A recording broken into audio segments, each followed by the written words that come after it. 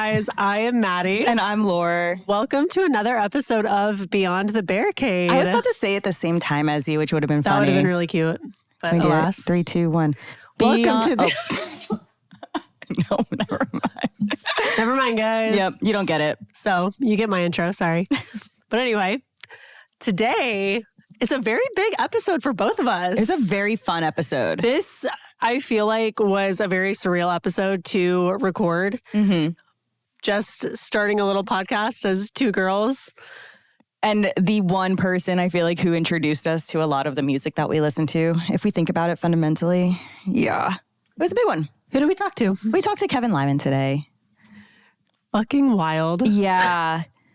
So if you don't know, if you are not super in tune to the pop punk world or not super engulfed in the Warped Tour world, Kevin Lyman is the founder of Warped Tour, which I knew had been around for a long time. I didn't actually realize that it had been around since the 90s. Yeah, we're 31 years deep now, I think. Crazy. Yeah. So Warped Tour is kind of the legacy pop punk hardcore tour festival. Yeah, that I feel like Laura said earlier, is responsible for a lot of legacy bands in the space kind of becoming who they are today, which is so crazy to think about. It's wild to think about how many bands have gone through and circled through the whole Warped Tour scene. Yeah. And he's literally been at the ground level of it all. He's like the godfather of pop punk. Yeah. We mentioned something, I think. It was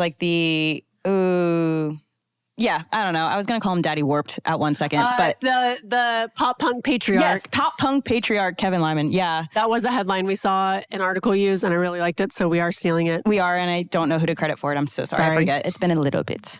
But yeah, no, we talked to Kevin in this episode, and it's such a good episode. And I will say personally, I feel like when people reach out to us about interviewing artists, typically, we know the questions to ask if there's certain songs or whatever. We were going into this and we're we're asking him kind of the umbrella because we don't know what we're going to get, but he came ready. Yeah. And I felt so lucky to get to talk to him because also he was very gracious with his time. I think we talked to him for almost an hour. Yeah. He had, as you would expect from someone in his position who has been doing it for so long, he had so many cool stories to share and insight. Yeah. And kind of to your point where we interview a lot of artists and people in the touring industry, but I think he was a cool perspective to have because it was a little more behind the scenes of the business aspect of it. Yes. Which we haven't really dove into on this podcast yet. No, I don't think, I think we've talked to tour managers and that's kind of been the level, the bar-ish that we kind of set. But he was not shy to talk about a lot of industry things that I think people either are afraid to talk to or they don't ask about because it's kind of secret private. But he was no, we're going to lay it all out. This is why we're doing this. This is why we stopped doing this. Yep. And he did not hold back. And if you were an attendee of Warped Tour back in the day in its heyday or a newer one, you're aware that they took a break for a few years. We actually didn't think it was ever going to come back. We thought Warped Tour was done. It came back. They restructured it. It looks very different than when it did back in the day. So it was really cool to actually get to go to the source and ask kind of what what the decision-making process was. We were for all very of that. Journalists here. We're asking the hard questions. We are. But I feel selfishly as a fan and stuff that and I feel people complain a lot that it's not exactly how it was back in the day. Yes. But it's cool to know the reason why. And we find out the reason why. But you have to listen to it. I'm not going to give it away in the intro so you can should we just shut up and get to it? Enjoy this conversation with Daddy Warped. Kevin Lyman. The pop punk patriarch himself. Patriarch, yes. Here we go. Thank you so much for joining us. For those who don't know, we are with the founder of Warped Tour, one of the current founders of Summer School, the most recent tour I feel like to come up that people are excited about. We are with Kevin. Thank you so much for joining us. How are you doing today? Yeah, thank you for having me. I'm glad we were able to connect. I think we had to delay this at one point or something came up. I don't know, probably on my end. And we made it work. But thanks for bringing me back. So that's great. Appreciate it. Yeah. So we are with Beyond the Barricade. A little bit about us is we're based out of Dallas, but we travel all over. We started out by talking to the fans. We're both concert photographers and music photographers. And we've noticed that being on this one side of the barricade, we were hearing all of these stories from fans about how whatever band they were going to go see, they had these stories connecting them all to them and just this unified shared love of music. And we noticed, we were like, why aren't people sharing these stories? And so that's when Madi and I came together and we were like, we should just share them. And so we really kind of took that and we started openly, posting about people's stories that they would hear. We started interviewing them in line before the shows. And then we kind of started working with bands to highlight their fan bases. And then one day we were just like, the people in the music industry, they actually were fans first. So let's get a podcast going, talking to the people behind the scenes or on stage about themselves as fans and how it kind of correlated to where they are now working in the music industry. So that's what we're doing today. We're talking firsthand with the man who's pretty much responsible for a lot of people's discovery on music. So just wanted to say that, and that's kind of what we're doing. And so as kind of a fun little intro before we kind of dive into your history with the music industry and the legacy that you've led so far, we posted on our Instagram story asking people their favorite memories of Warped Tour are. So we would love to read you some and then ask you what your favorite memories of Warped have been over the span of the last 31 years. Okay, absolutely. Yeah, you guys could throw something at me. And, it's interesting that you have backing the barricade, because to me, I always say, I watch the crowd and I watch how they're singing from their hearts from the front of the barricade. Like basically my friends were 30, 40 years ago. Yep. Exactly. Yeah. I feel like it's half the story happening at a live show. And then when you have older generations say, oh, that music's not good or this isn't good, I say, well, those kids are singing the same way that we were singing at ours. So how can you judge their music? You can't really. Exactly. Yeah. Half of the time, too, I feel like the excitement is in the crowd and just who you meet. Like that can make or break a show. Yeah. Yeah. It also makes for the best photographs when people are just singing from their heart. Absolutely, it does. We're always looking for those fans going crazy. We're like, we're going to take pictures of you guys. Yep. Some fans were saying, seeing Dan, the creator of, Phineas and Ferb, collabing with Bowling for Soup at Warp DC. The Phineas and Ferb tent last year was where Bowling for Soup played in the next tent over. Huge. We had 2 people reply about that. People's first time in circle mosh pits. Travis Barker joining the Paradox live on stage last year in Long Beach. First time crowd surfing. Another crowd surfing. Meeting one of my favorite bands, which was Arrows in Action, another young band that, was making their Warp debut. Crowd surfing to All the Ways I Could Die by Arrows in Action last year. Me and a friend got 2 of the 1 out of 75 Versa limited shirts from Levi of Miss May I, like just random one-offs.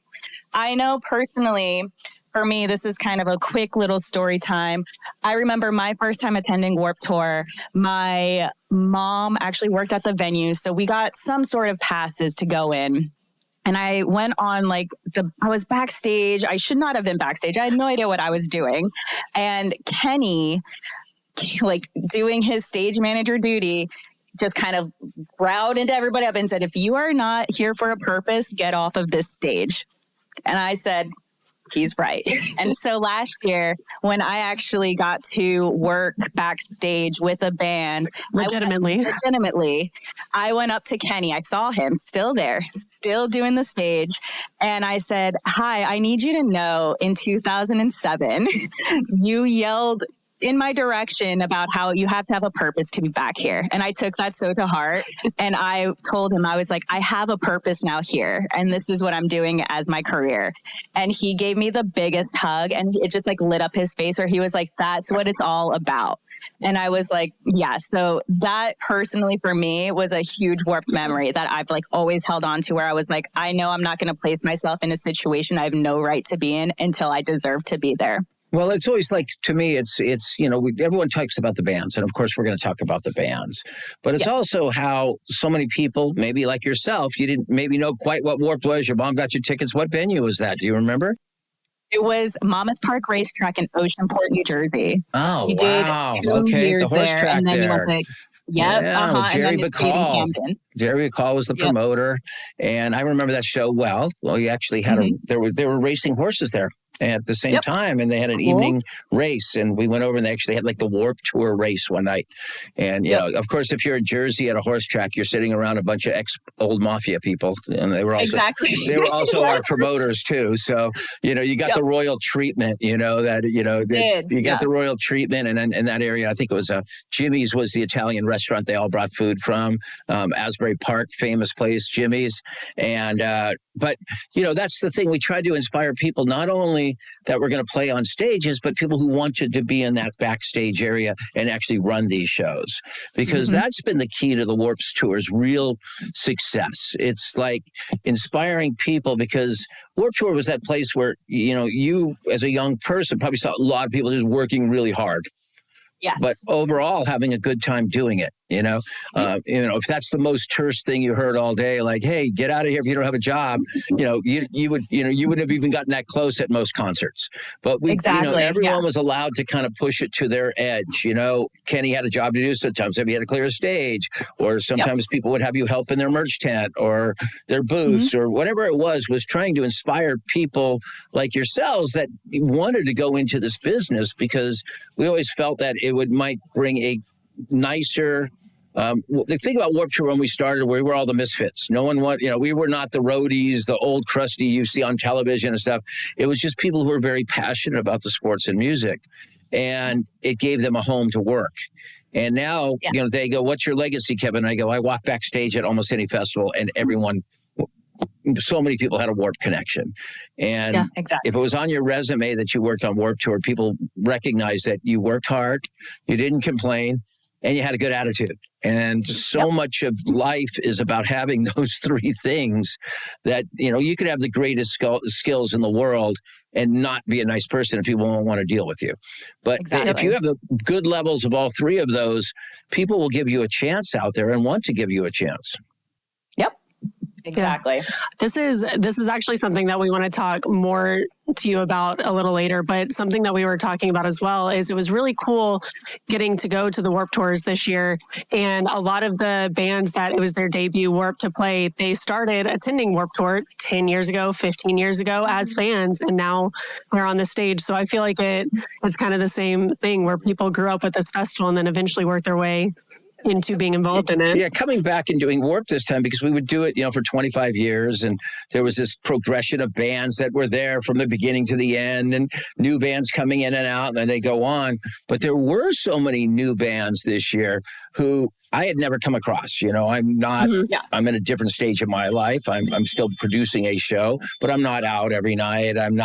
It'd be weird for me to hang out with everyone that's, my daughters are older than most of the bands now, or equal to them. But it was funny for me because it was a little bit like, I had to make sure they all felt comfortable to come talk. Some of them were like nervous to talk to me, but they were very respectful, and they wanted to come thank me for bringing it back so they got the chance to play. And I said, well, this is your day to make it your own. And, and then there was those older bands that had been around for ever, and it was a good balance. For that, it was just a great reunion.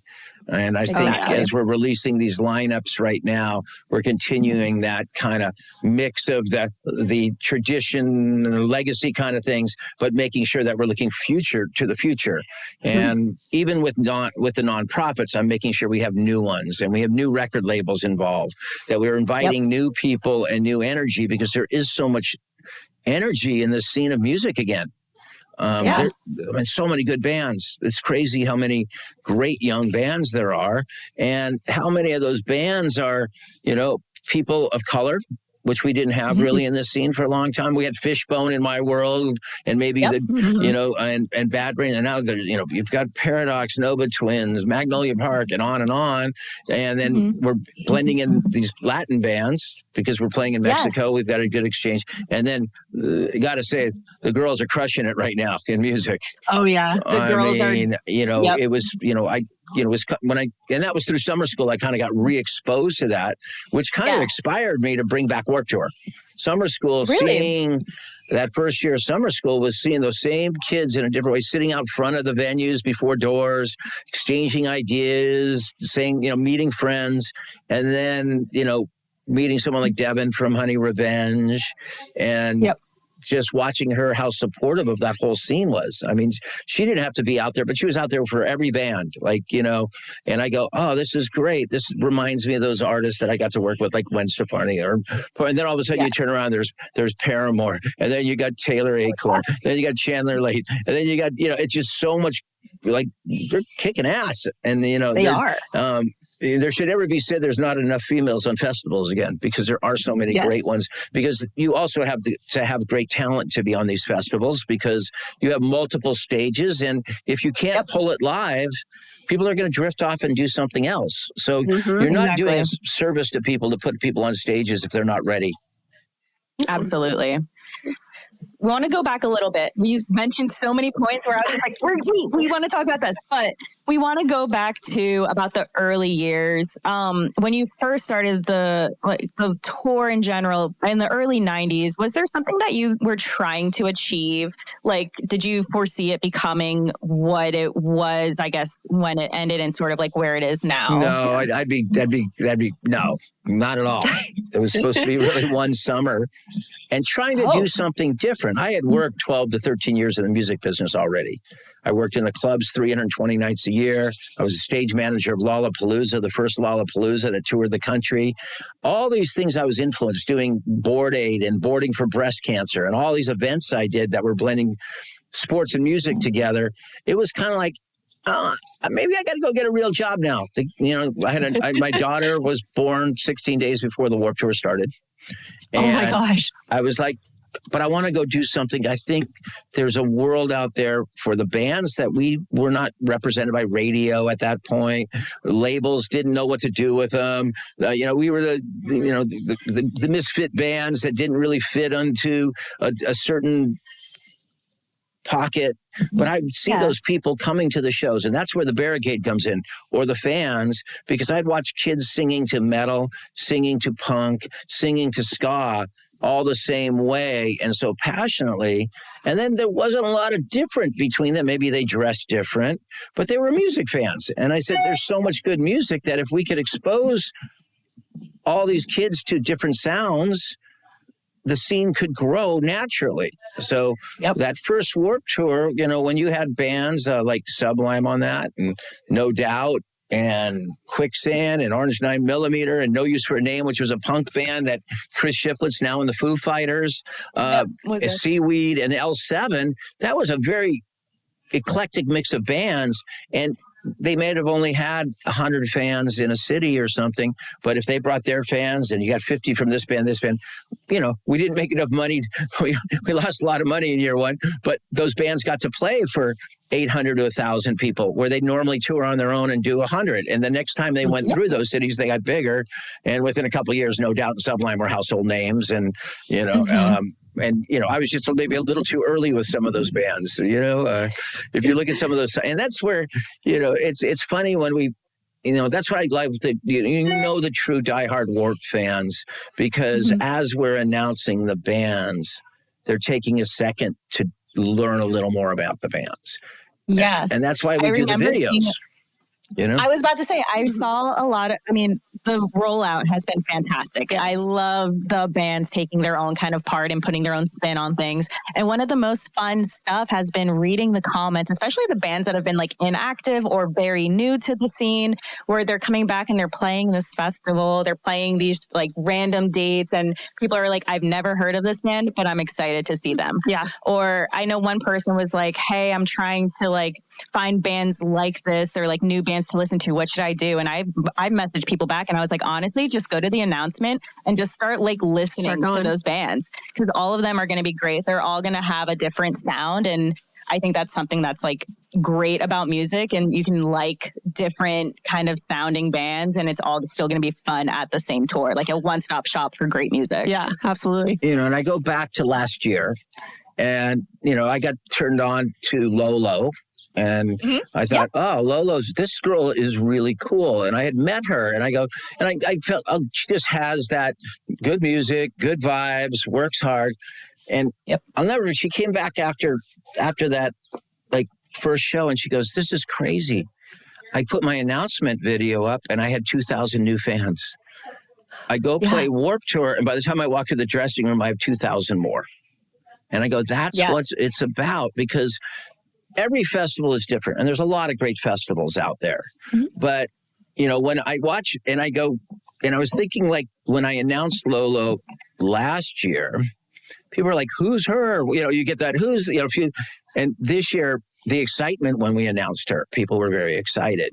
You know, and I say the true Warped fan is going to take a second.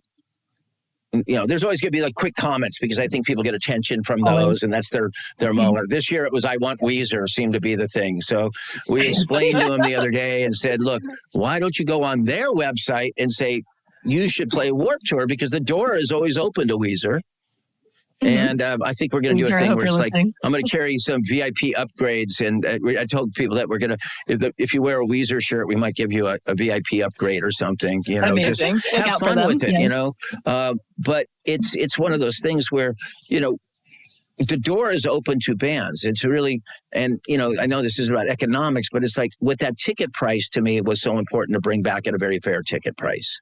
And so I'll just answer that question. I mean, honestly, because that is something I feel like that's so huge about, I mean, back in the day too, Warped Tour, like we were just talking about before hopping on here, like there was the, like, what was not Kerrang magazine, like, AP? Yeah, AP. Like you purchase something and you get like a discounted ticket. You do the meet and greet. Yeah, you donate 3 cans of food, you get an early access. Like it's been very like easily obtainable to get to Warped Tour always. Yeah.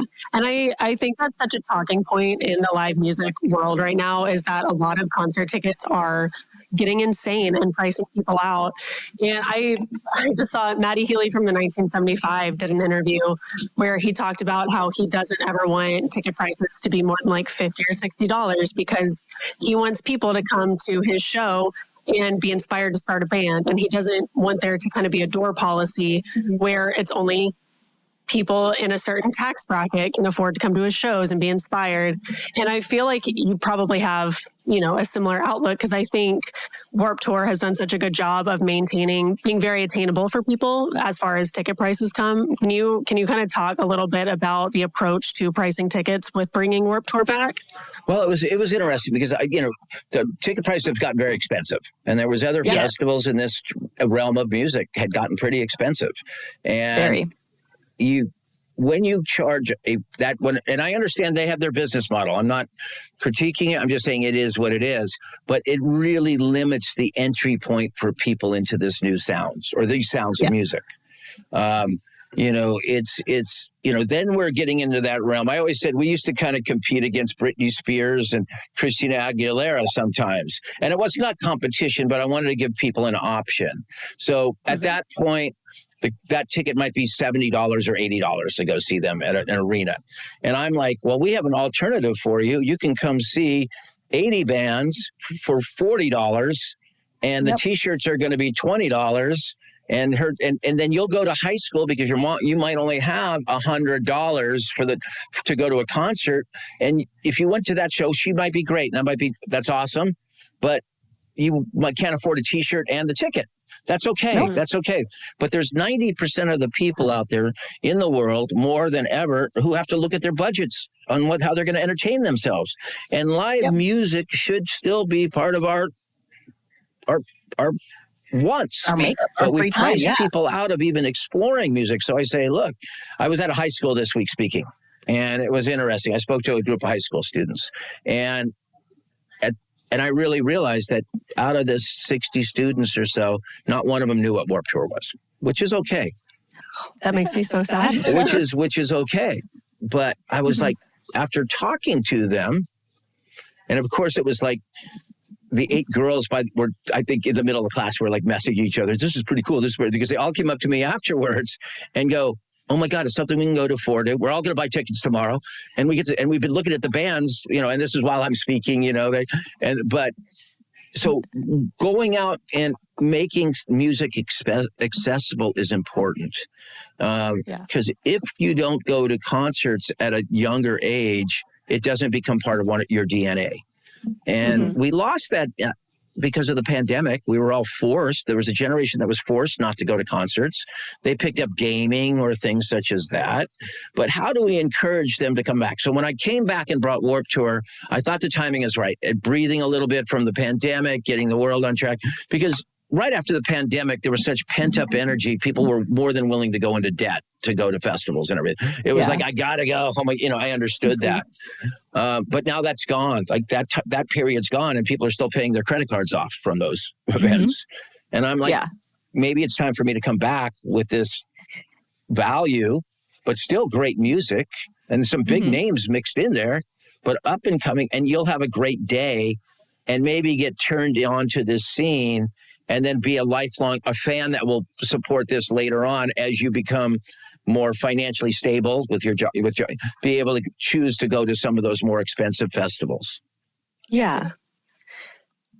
I feel like with the resurgence of Warped Tour, it obviously looks different than it did back in the day, with it transitioning from being a nationwide tour to now there's only 3 cities. Well, now there's 4 or 5. The first year back, it was only 3. Can you talk a little bit about why you made that decision to switch to only 3 cities and kind of the obstacles that you faced with bringing Warped Tour back? I like to just say I'm too old for a 2-month tour. That tour was brutal. It was. I can imagine. I lasted a lot longer, but I'd bring friends out. They'd go for 3 days, and they go, "This is crazy." I mean, I don't know how you work so hard. Physically, probably couldn't do it. No, beyond that, and that's only a selfish way. The economics of it won't work the same way, because the trucks, the stages, all that costs so much to bring with us that it only left X amount for the band fees. And now the bands don't make money selling CDs, so the fees got adjusted, and it just wouldn't. I don't know if anyone will ever mount a size of a Warped Tour. Plus, we were subsidizing that with about $7 million of sponsorship a year, just to be able to get that thing down the road. That money got pumped right into the show to keep the ticket price low and to cover all those expenses. So, these weekend shows made sense for me because I'm a full-time professor, and I only had to miss like 1 day of school to go do these Warped Tours, But I also taught live from the Vans Warped Tour in Orlando. I did a Zoom classes back and walked them all around the site and showed them how the show was coming together and introduced them to people. Got a lot of people inspired to go to festivals from my students who weren't even going to festivals. And then it's a balance. It's kind of a balance. And then I had the great partners in Insomniac. They were very cool about, hey, let's keep these ticket prices down. They were all on board with it. I thought they'd have a little higher business model than my mindset. And they were like, no, we can do this a little cheaper if you want, Kevin. I'm like, yeah, I'll go as cheap as you're comfortable with. That's great. It's the best kind of partnership to have, where everyone is collectively trying to make it as good as we can. I was really nervous. I was really nervous bringing it back, and I knew I only had one shot to do it, one shot to get it right. Because all of a sudden, now we're going to have bigger stages, we're going to have video, we're going to have lights, but it had to feel like Warped Tour when you walked in the doors. So I was about to say, like, it's not your early 2000s, late 90s Warped Tour, but it's found its way to adapt and grow with the times of today and to compete with all those festivals that are just running now.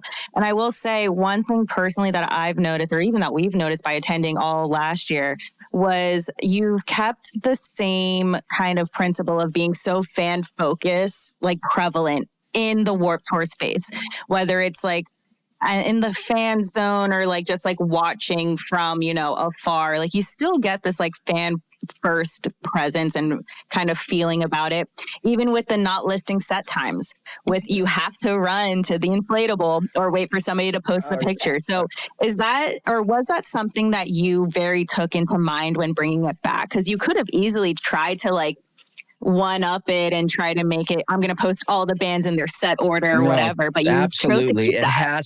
Because there's a lot of festivals that do that. Yeah. But a lot of those bands that play first at festivals don't get the exposure.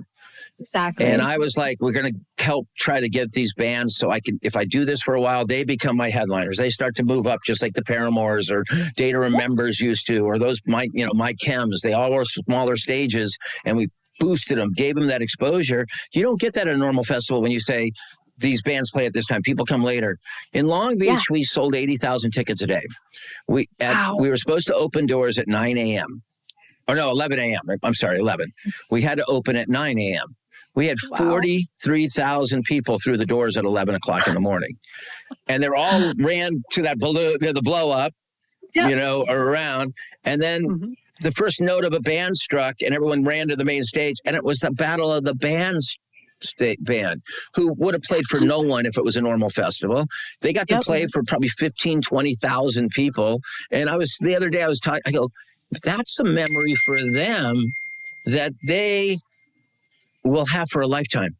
Now, that band may go on to be the next My Chemical Romance, but if not, they're going to have a video, because we gave them an amazing video of their show that they're going to be able to show their families and their kids and say, this is when we played a thing called the Warped Tour, and look at our crowd. Those are memories for them. That's what Warped Tour is about, creating individual or small groups memories. Because you may come with 2 friends or 6 friends and you kind of have the same journey, but it's not like anyone else's journey. Some people were like, wait, Tony Hawk sang with Goldfinger and then ran and dropped to the skateboard ramp? I didn't see that. That wasn't on the schedule. Well, no, it's not supposed to be on the schedule. Yeah, Travis Barker performed with the Aquabats. And then Ice-T breaking things in the Rage Room for Borderlands, Everyone should have their own moments and memories. We've gotten to a society where we feed you the same thing. I think it's the algorithms, everything. I like this where you have to kind of flow with it and figure it out. You have to bring your canned food, and all the friends have to gather it together, because you don't want to be the one friend that doesn't bring it. And that builds that community. Yeah. Then I know it's not for everyone. Warped is not for everyone, but it's the world I had that formulated. It wasn't planned at first, but it evolved. And I've been very fortunate to have the chance to do something as long as I have, then took a break because I was burned out, because I think people started to honestly take Warped Tour for granted in many ways. I needed support from the industry at one point, and there wasn't a lot of help. It was more it was more ideas they gave me were more how to benefit themselves more than the community. So that's when I decided that it was time to just stop, because I wasn't getting goosebumps anymore. Like, I can get goosebumps talking to you now about thinking about, oh man, we're going to be doing this summer. All these surprises are coming at the fans. You're going to walk into the venue and it's going to be different than it was last year.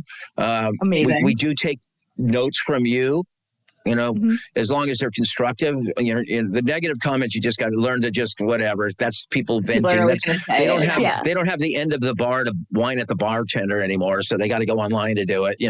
And that's their platform and that's their right.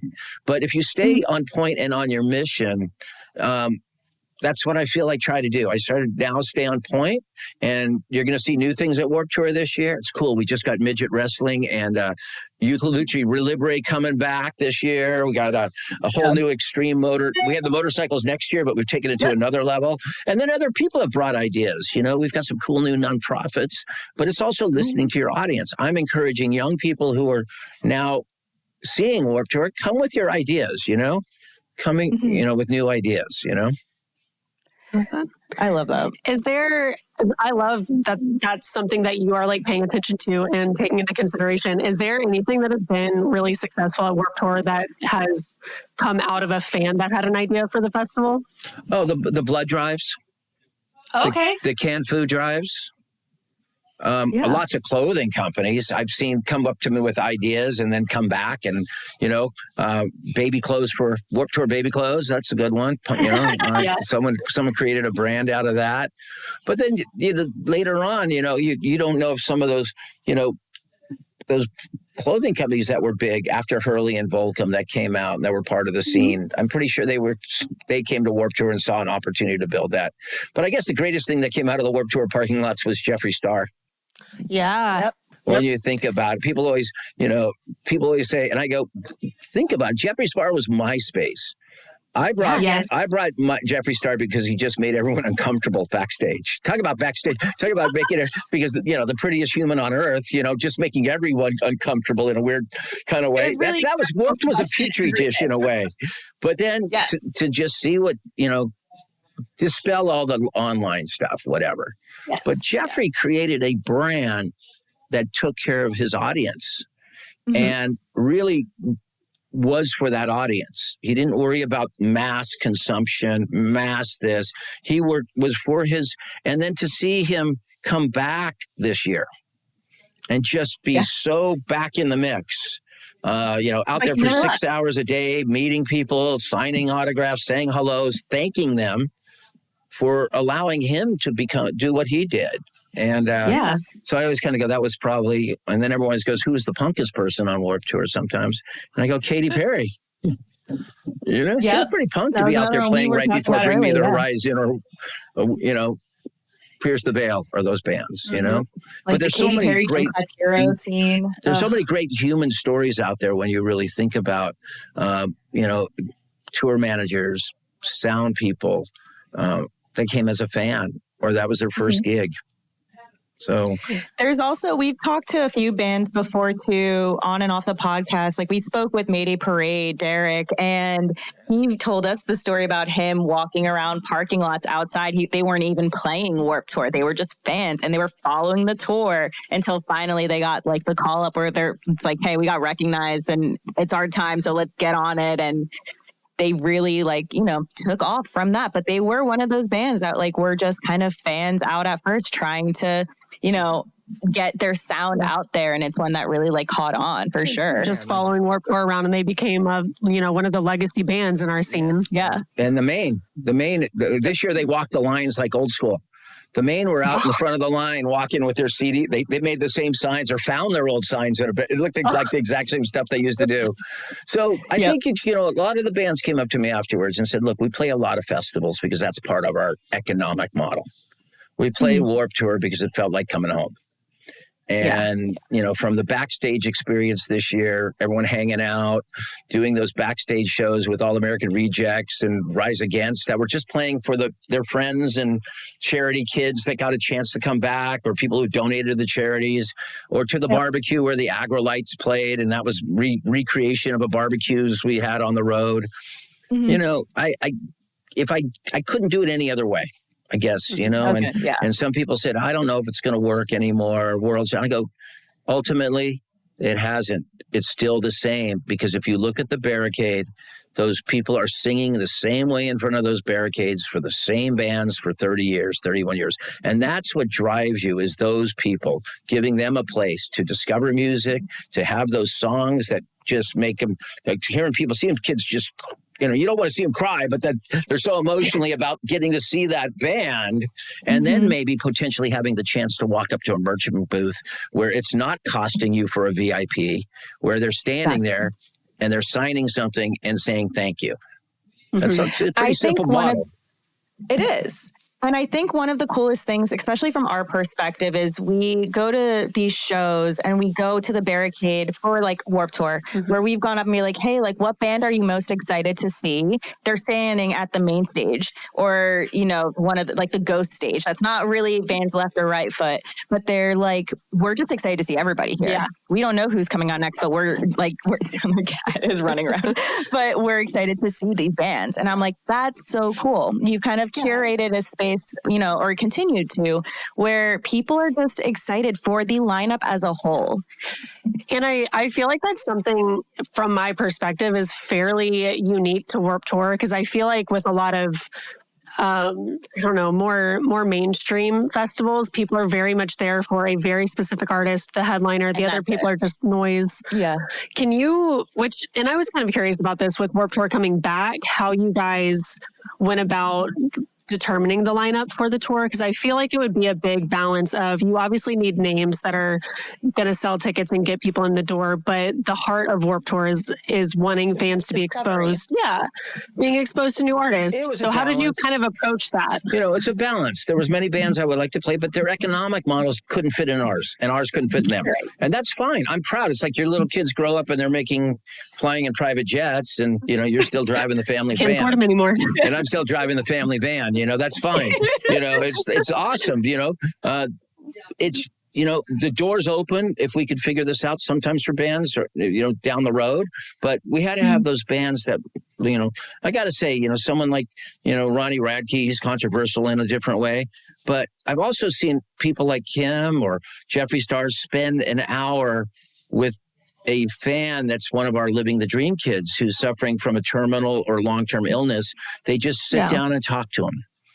So I know the human side, because there's the front side, but then the human side.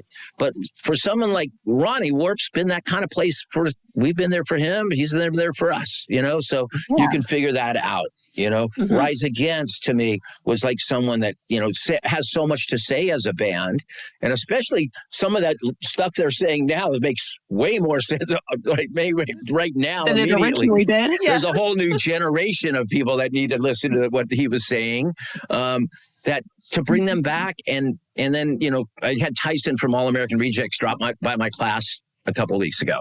So he came over and I was explaining how proud of him I was, how they went back and redid those backyard parties to recapture everything.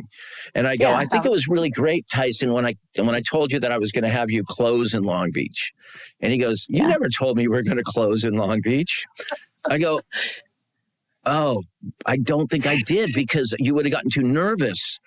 But I said, you're going to play at night, because I wanted to show how big you were and how important it was, the work you put in that whole year, how it was going to pay off right there on that big stage in Long Beach. You know, you couldn't go second to last, because you don't know if that was people are waiting for the last band. You had to go last, and to look out and have 40 or 50,000 people watching you, singing every song with joy in their heart. That made joy in my heart. Like I didn't even I walked up, gave him a hug before he went on stage, and he had no, like I could tell he was a little like, oh shit, you know, like we're playing, like, you know, but I'm glad I didn't tell him. And then to go out just in the crowd and how people were rooting for him. You know that our scene roots for people.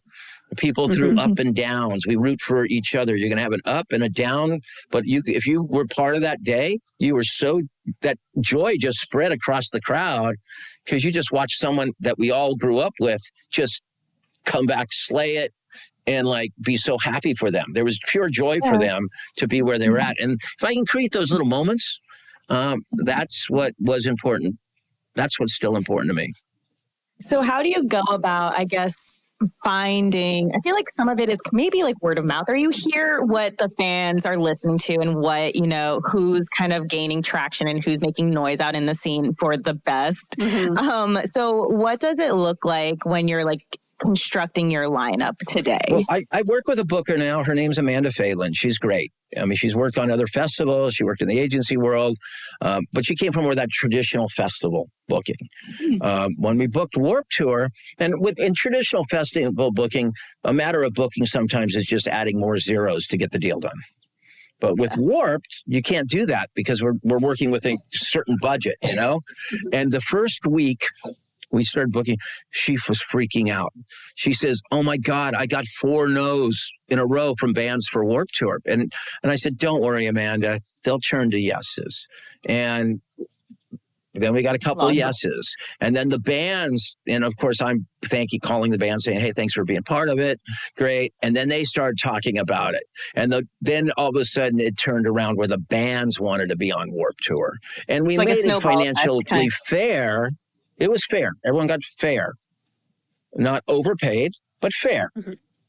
And you know, it turned that way. And then she really kind of started getting into the Warp 5. And now she's totally in the Warp 5.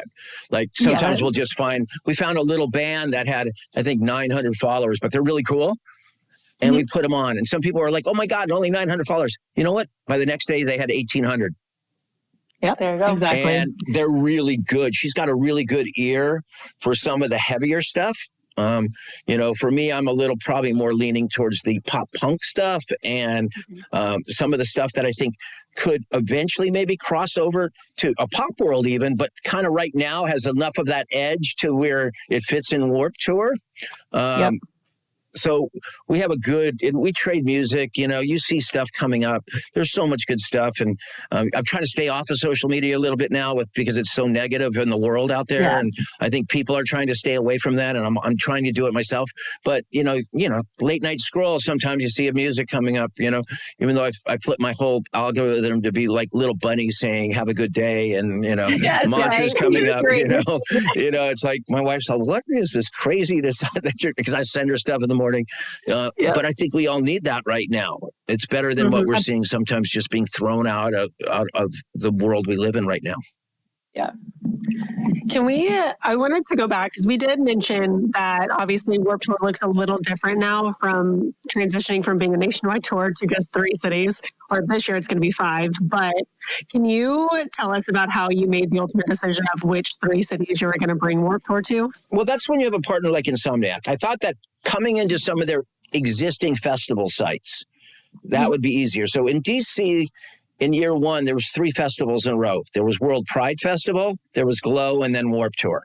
So you could share the expenses of fences and toilets and things.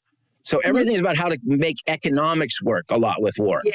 So those dressing rooms could be used over 3 shows. Some things worked well, but the stages were a lot different, so we paid a lot more in labor to get it all built out. Orlando was where they had EDC the week before, and we were able to share there. Orlando's always been a great Warped market, and who doesn't want to go in November to Orlando? You know, it's the time of year when you want to be in Orlando. And then Long Beach, everyone's like, you have to do Southern California. That's where you started, Kevin. That's where so much of this world started from.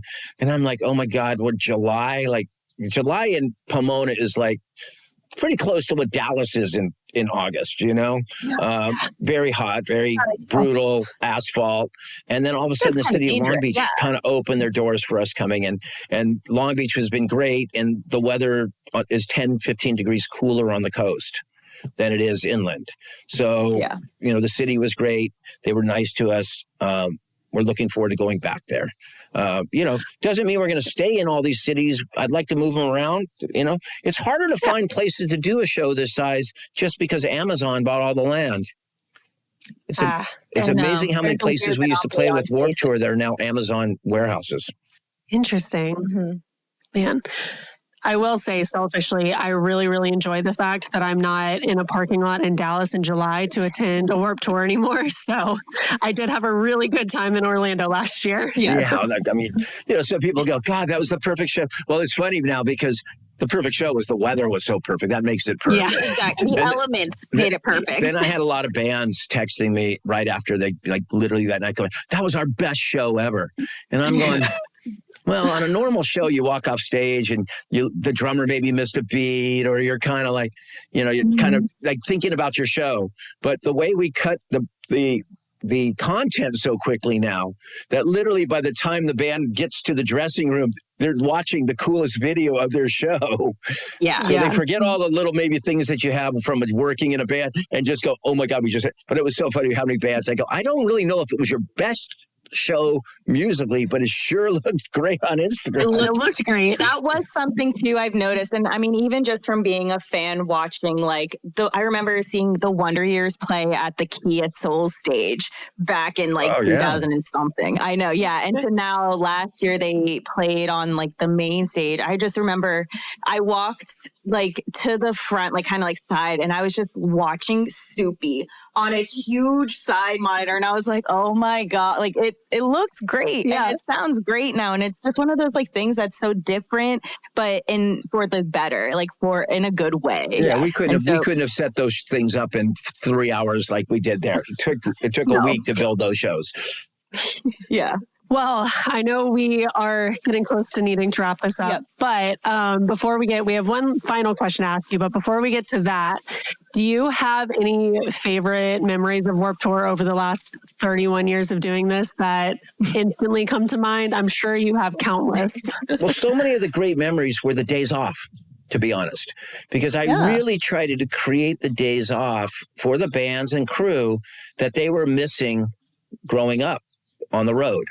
You know, while other people are out going whitewater rafting or on houseboats or skydiving we did on the tour, you know, it was like, those are the things you remember, because I was always trying to show they worked, or those give back days. We always took one day each summer to do something in the community.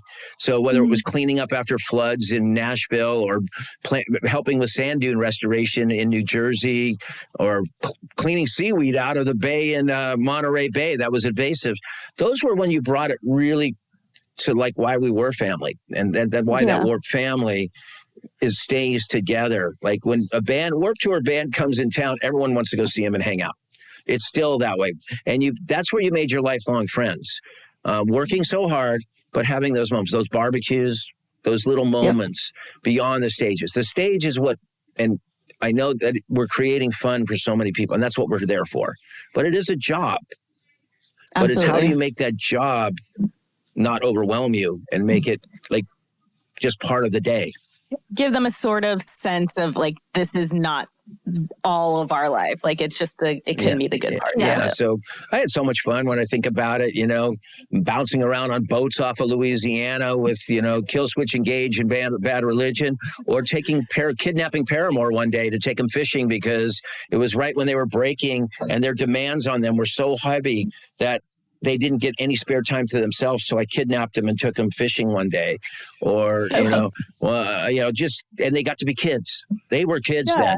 And they were jumping off the boat and swim. I don't even know. They all caught like little fish. We didn't even care about the fishing. It was just giving them that moment where they got to be, because I said that'll probably be the last time at that moment that they'll actually have any time for themselves, because I understand the business that they were going to be going to radio and television. You kind of knew something was coming. Yeah, so those things I have the great memories. The shows, of course, I have great memories. You know, if someone says a show, like, you know, you could tell me that show you did, and I can remember pretty much, oh yeah, Mammoth Racetrack, this is what we did, and I have memories of those shows, but really for me, that's what I do for a living. I want to try to make great shows. So people go, you don't seem like, even if now they're going, you don't seem like you're having fun. I go, I don't really have any fun until I know the last person's made it home safe and my crew's safe. And at the end, I'll have some fun. I do have to compliment you from someone who has been on the outside looking in as a fan attending Warped Tour. And now I've gotten the chance to work a couple of them, which has been great. But I think there's so much to say for a festival that has lasted 30 plus years like Warped Tour has, and you becoming such a legacy in our space. I think it's very prevalent that you've done such a good job of creating community, both backstage between artists and all the crew working, but also for the fans, like we've talked about throughout this interview. And so I really think that that's why Warped Tour has worked for so long and continues to work, is that community has been created. And I think it's rare in the festival space, honestly. I'm just a worker. I get up and work. That's really what I do. When me and my wife, we were talking, we're just workers. But we found something we love doing and working on. So, you know, everyone says it does feel like I'm working. I'm tired at the end of the day, but, you know, I enjoy the process 99% of the time in between. Of course, there's stuff you have to deal with you don't like to deal with, but, you know, you can power through that. Yeah. There was a very funny picture that Madi took of me last Warped in DC, I think it was. And it was when it started raining at the very end of it all. And we had walked 20,000 steps that day. We have tripods because we were doing some interviews. And I'm just standing there looking at her but in that moment, I'm having so much fun. Yeah. But I'm also getting soaked right now. Oh, but yeah, I had a lot of fun in DC because I would take the trains home after the show. Yeah. And I'd talk to kids and they didn't know, everyone's all wet and everything. And I'd just be asking them questions, doing post survey on the train, the metro, going back to the hotel and just getting their opinions and ideas for next year, not knowing who they were talking to, some of them, most of them, so. Well, we thank you so much for your time. One question we always ask everybody that we talk to is, what are you a fan of now today? Who are you a fan of? Who are you? Yeah. Oh, geez. Oh, my God. Chase Petra, I think, is really good. Mm-hmm. And South Arcade. I'm really kind of getting into listening to that right now. I've been listening to that. I was about to say summer school band. Yeah. The summer school bands. There's so many. They're all really good. And I think they're all going to push each other. Is amazing. I think they're going to push each other to become even better. And then they'll be closing out that tour on Warped Tour. But I think there's so much talent on that tour that they're going to be pushing each other to new heights. And I wouldn't be surprised if you see some collaborations coming out of that, maybe some co-writes coming out of that. I think it could be pretty cool. That's amazing. Well, thank you so much for your time. We loved having the opportunity to talk to you. Thank you for having me on. I'm glad we were able to reschedule this. Thank you so much. And hopefully I'll see you out there this summer. I was going to say, we'll see you at least a couple of the Warped Tour dates. Yeah. You should go check them out in another country. Mexico City is going to be, they're going to be, Montreal, Mexico City. They should all be a lot of fun. I really want to go to Mexico. Check Good your excuse for an international trip. All right. Take care, you guys. Thank you. Did you guys like that episode? Did you enjoy listening to Kevin Lyman? I did. I still can't get over that. I cannot believe we got a chance to talk to Kevin Lyman on our podcast. It's very surreal. It's so funny because I've had little interactions with him here and there, and he's genuinely just like that. Oh, yeah. I will never forget which Warped Tour. I think it was Orlando. No, we were together. So it was DC Warped Tour last year. I will never forget us being backstage or in the artist area.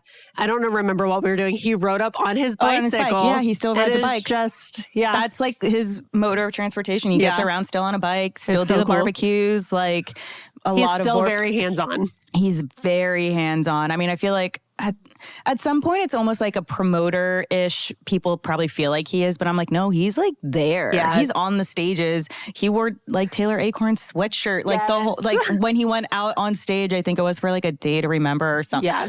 One of the headliners band were just you just bought that from our merch tent, question mark? Okay.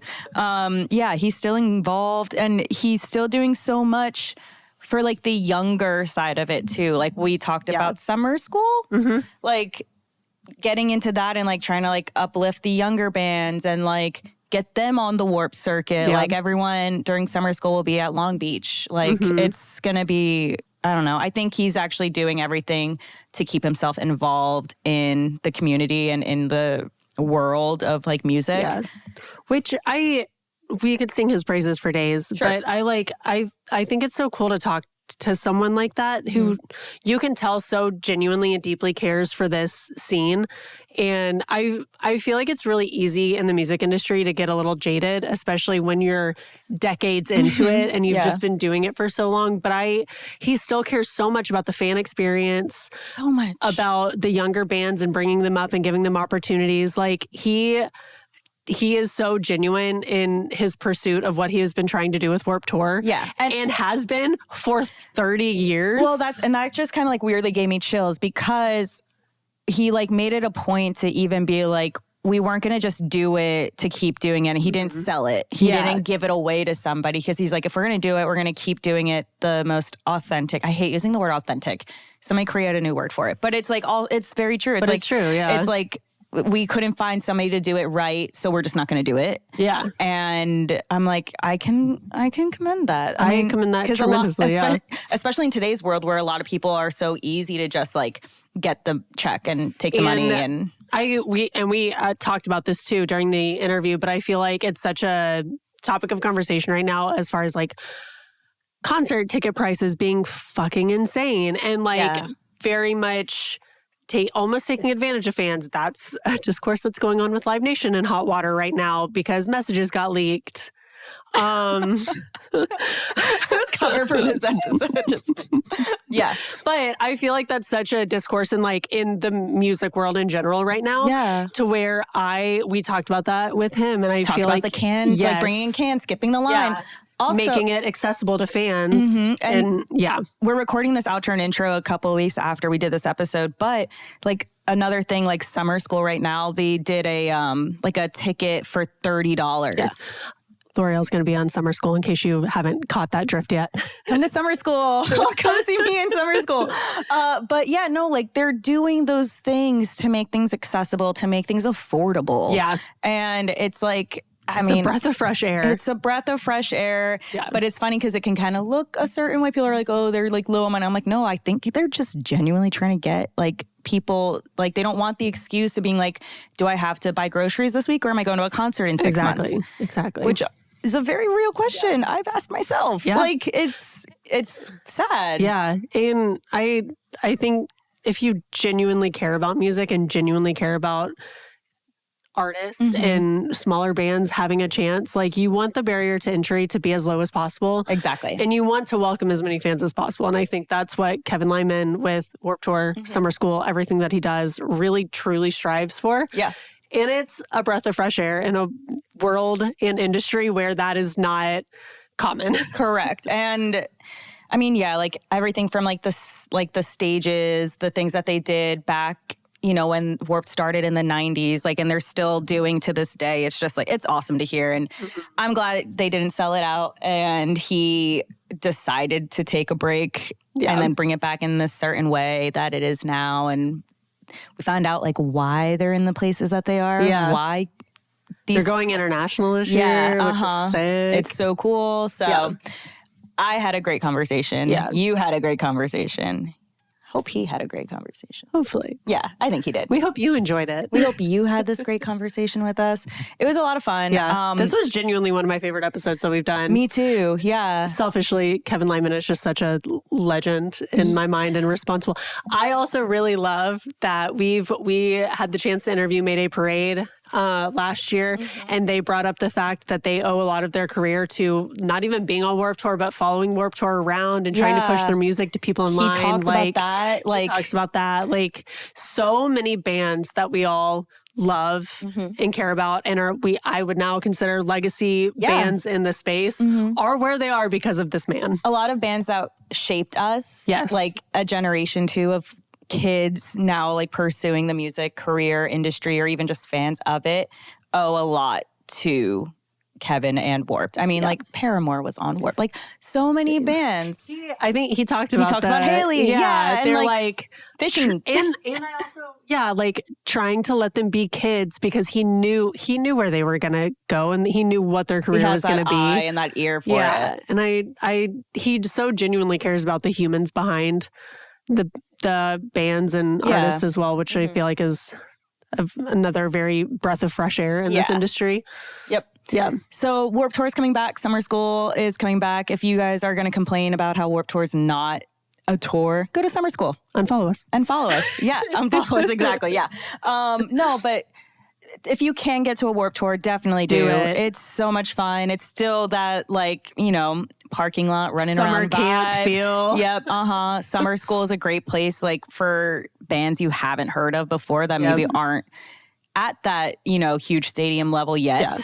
But we're all sweating and dehydrated together. Yes. Finding our new favorite artist. It's great. It's a communal experience. It's a canon event. It is a canon event. Everyone has to experience it at least once, I think. Yeah. I think you do. So that was this episode. Yeah, we hope you enjoyed it. If you're not following us yet, I don't know what you're doing. Why not? Weird. But yeah, make sure you guys, drop a little like on this episode, this podcast, review Leave us a review. if you want. It helps. It really does. We want to hear from you. We miss you. We love you. We care about you. Looking directly into the camera. No, but for real, follow us on all things. We're on all the social medias. Yep. You know where to find us. And we'll be back in another 2 weeks with another episode. We've got a lot of really cool shit in the works. So be sure you're following along and subscribed so you catch every episode. So you're not left in the dark. Yeah, because that would suck. That would. Bum me out. Yeah. We love you guys. We'll talk to you next time. Bye.